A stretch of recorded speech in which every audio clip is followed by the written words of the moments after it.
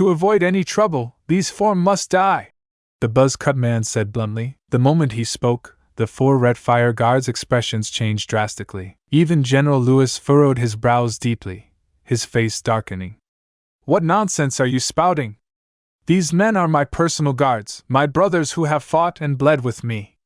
How could they possibly betray me? The human heart is the hardest thing to predict, the buzz-cut man replied sternly. Brothers turning on each other, family wielding blades against their own, it happens all the time. For your safety, General, we cannot take any risks. A warrior can die, but not be humiliated. We have followed the General through life and death, loyal and unwavering. Even at the cost of our own lives, we would never betray him. Exactly. Do not judge a noble man's heart with a villain's mind. Humph. How could a lowly schemer like you possibly understand the bond forged through shared struggles? The Red Fire Guards were furious, their words sharp with both anger and disdain. They were men who had been tested through fire and blood, willing to lay down their lives for General Lewis at a moment's notice. From the day they joined the Red Fire Army and were selected as personal guards, one principle had been drilled into them: the General's safety is above all else. Their own lives, even the lives of their families, meant nothing in comparison. It was both a matter of loyalty and a matter of military law. If anything happened to the General, they were duty-bound to take their own lives in atonement, and their families would not be spared punishment either. Betrayal had never even crossed their minds. The buzz-cut man remained expressionless. I don't understand your so-called brotherhood, but I do understand human nature and I understand torture. He spoke coldly. If any of you are captured, no matter how tough you think you are, you won't withstand the tortures of Black Prison. Don't even try to argue. I used to work there. I've seen countless examples. Not a single one held out. The mention of Black Prison instantly made the Red Fire Guards stiffen. Their words lost their sharpness. They had never seen it firsthand, but they knew its horrors well. It was a place no human should ever end up in. If they were truly captured and thrown into Black Prison, would they be able to endure? None of them could say for sure. The buzz-cut man turned his gaze toward General Lewis.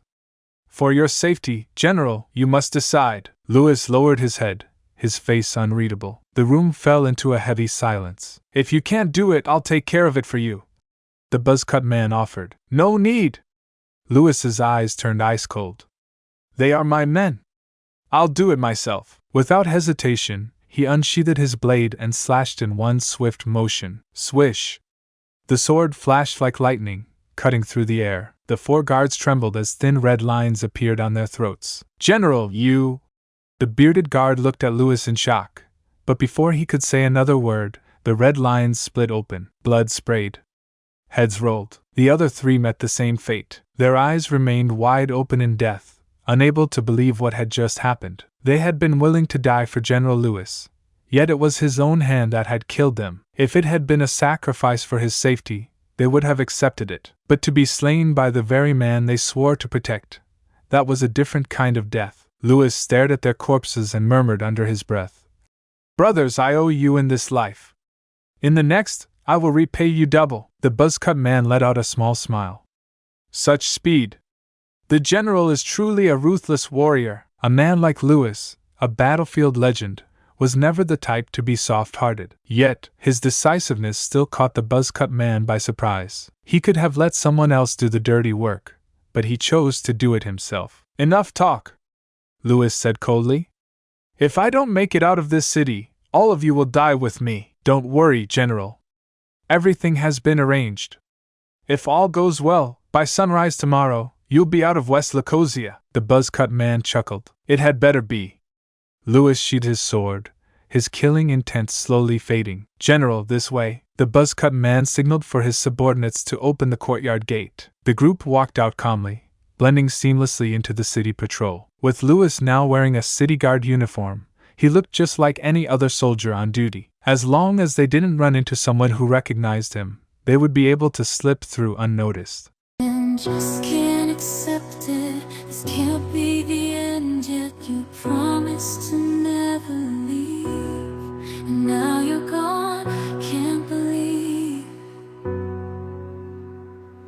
I can feel the world slipping away. as you slowly fade from my everyday. You promised forever a love without end, but now I'm left broken, struggling to mend. I thought we were so tied, destined for a lifetime, love with no end, love with no end. Staying in my imagination, memorizing the past time, the secrets, the love, the care. Now they're echoes in the air. I still see your face in every place, feel your warmth, your gentle grace. But now there's just an empty space, and I'm lost in this endless chase. Keeping you in my heart, a piece of you I'll never let go. Though distance brings separation, in my heart you'll always glow. I just can't